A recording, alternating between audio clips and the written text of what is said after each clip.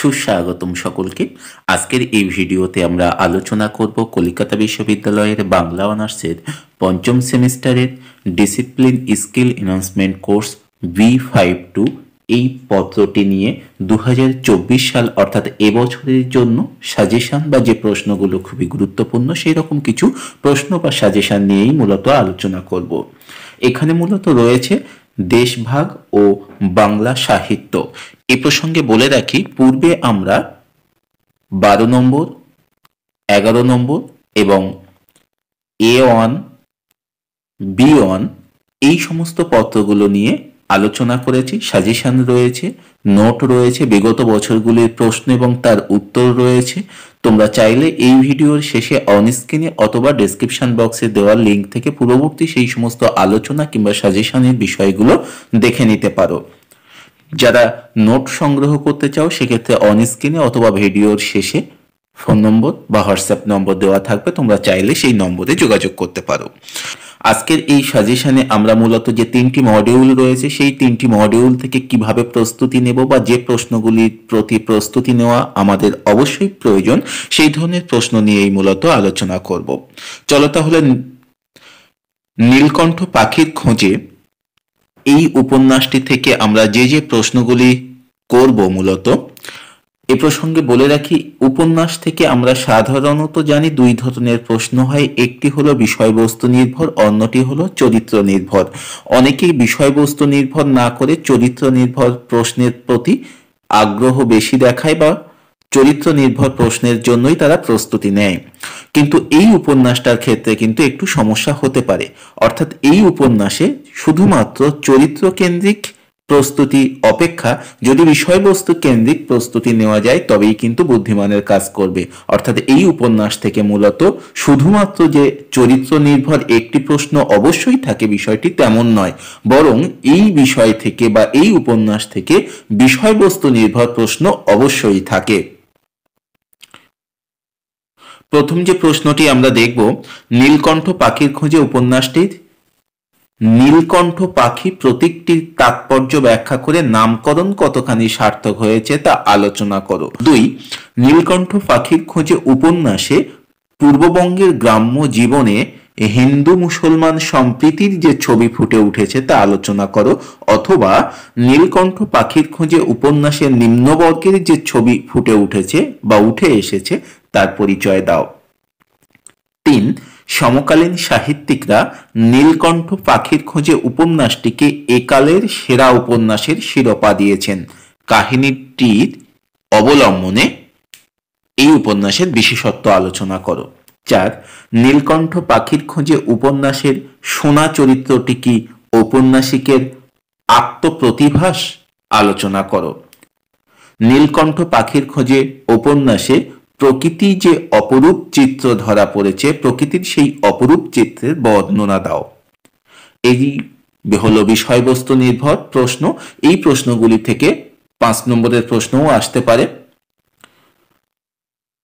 এবং চরিত্র নির্ভর প্রশ্নের ক্ষেত্রে তোমরা মালতী চরিত্র দেখবে বড় প্রশ্ন হিসাবে। এছাড়া সোনা চরিত্র আমি পূর্বেই বলেছি একটি প্রশ্নে। আর 5 নম্বরের প্রশ্ন হিসাবে যে চরিত্রগুলো তোমরা অবশ্যই দেখে রাখবে এবং এই চরিত্র কেন্দ্রিক কিছু উক্তি তুলে দিয়ে সপ্রসঙ্গ ব্যাখ্যা বা তাৎপর্য বিশ্লেষণ করে এ ধরনের প্রশ্নও হয়। সেক্ষেত্রে যে যে চরিত্রগুলো দেখা উচিত, শামসুদ্দিন, ইসম, জালালি, ফতিমা, মহেন্দ্রনাথ, রঞ্জিত, ফকির, শশীবালা, এই চরিত্রগুলো মূলত 5 নম্বরের মতো করে দেখে রাখলেই হবে। মডিউল 2 থেকে আমি নির্দিষ্টভাবে 4টি প্রশ্ন বলছি। এই 4টি প্রশ্নের উত্তর যদি তোমরা ভালোভাবে তৈরি করো তাহলে এখান থেকেই কিন্তু তোমরা 10 এবং 5 নম্বরের প্রশ্ন উত্তর করতে পারবে। প্রথম যে প্রশ্নটি তোমরা ভালোভাবে তৈরি করবে, এপার গঙ্গা ওপার গঙ্গা গল্পের নামকরণের সার্থকতা বিচার করো, অথবা জ্যোতির্ময়ী দেবীর এপার গঙ্গা ওপার গঙ্গা গল্পে দেশান্তরী মানুষের অস্তিত্বের সংকটের যে ছবি তুলে ধরা হয়েছে সে সম্পর্কে আলোচনা করো। প্রশ্নগুলি আমি অথবা দিয়ে করেছি বটে, কিন্তু এই প্রশ্নগুলির সঙ্গে একটির সঙ্গে আরেকটির যে সামান্য পার্থক্য রয়েছে, প্রশ্নের শুরু এবং উত্তরের শুরু এবং উত্তরের সমাপ্তিতে সেই বিষয়টি কিন্তু তোমাদেরকে বুঝিয়ে দিতে হবে। মূলত এই একটি গল্প থেকেই কত ধরনের প্রশ্ন হতে পারে সেই বিষয়টিকে বোঝানোর জন্যই কিন্তু আমি অথবা দিয়ে এতগুলো প্রশ্ন রেখেছি। এপার গঙ্গা ওপার গঙ্গা গল্পে লেখিকা জ্যোতির্ময়ী দেবীর কলমে দুর্গার জীবনের আতঙ্ক ও অসহায়তার যে চিত্র চিত্রিত হয়েছে তা নিজের ভাষায় লেখো। এই প্রসঙ্গেই বলে রাখি, এখানে যে দুর্গার চিত্র বা দুর্গা চরিত্র এবং সুদামের যে চরিত্র, এই চরিত্র দুটিও কিন্তু ভালোভাবে দেখে রাখতে হবে। সেই চরিত্র দুটি দেখার পাশাপাশি এপার গঙ্গা ওপার গঙ্গা গল্পটিতে দুর্গা ও সুদামের ভালোবাসার ছবি একটি আশ্রয়কে কেন্দ্র করে কিভাবে বিকশিত হয়েছে তা সংক্ষেপে আলোচনা করো। এই প্রশ্নটিও কিন্তু 5 নম্বরের জন্য খুবই গুরুত্বপূর্ণ। 2, তৎকালীন মেকি গণনায়কদের মুখোশ উন্মোচন করা হয়েছে গণনায়ক গল্পে আলোচনা করো। অথবা এই গল্পের মনৈমজি চরিত্র এবং ইজারাদার সাহেবের চরিত্র সম্পর্কে ভালোভাবে প্রস্তুতি নিয়ে রাখতে হবে। যদি এই চরিত্রগুলো 10 নম্বরে না আসে তাহলে কিন্তু 5 নম্বরেও আসে, অর্থাৎ 10 নম্বরের উত্তর হিসাবে আমরা প্রস্তুত করলাম, কিন্তু 5 নম্বরে আসলে কিভাবে আমরা কতটুকু লিখব সেই প্রসঙ্গে বা সেই বিষয়ে প্রস্তুতিটাও কিন্তু নিয়ে রাখতে হবে। 3, নরেন্দ্রনাথ মিত্র রচিত পালঙ্ক গল্পটি অবলম্বনে ধর্মের সংকীর্ণ গণ্ডি ছাড়িয়ে মানব ধর্ম কিভাবে জয়ী হয়েছে তা আলোচনা করো। অথবা নরেন্দ্রনাথ মিত্রের পালঙ্ক গল্পটিতে বিপন্ন কালের মিলন বিচ্ছেদ কিভাবে প্রকাশিত হয়েছে আলোচনা করো। এই 3টে প্রশ্ন ভালোভাবে দেখার পাশাপাশি ছেলে মানুষই গল্পের নামকরণ কতখানি সার্থক বা যুক্তিপূর্ণ তা আলোচনা করো। এটাকে তোমরা পাশাপাশি দেখে রাখতে পারো, কিন্তু পূর্বে যে 3টি গল্পের কথা বললাম সেই 3টি থেকে খুব ভালোভাবে প্রস্তুতি নিয়ে রাখবে। এছাড়া যদি কেউ অতিরিক্ত হিসাবে দেখে রাখতে চাও তাদের ক্ষেত্রে আমি আরো কিছু প্রশ্ন এখানে রেখেছি। ড্রেসিং টেবিল সমসাময়িক বিক্ষুব্ধ সময়ের আয়না বিষয়টি আলোচনা করো। অথবা ড্রেসিং টেবিল উদ্ভ্রান্ত সময়ের দর্পণ বিশ্লেষণ করো। অথবা সলিল চৌধুরী রচিত ড্রেসিং টেবিল গল্পে দেশ ভাগের পটভূমিকায় হিন্দু মুসলমান সম্প্রীতির যে ছবি ফুটে উঠেছে সে সম্পর্কে আলোচনা করো।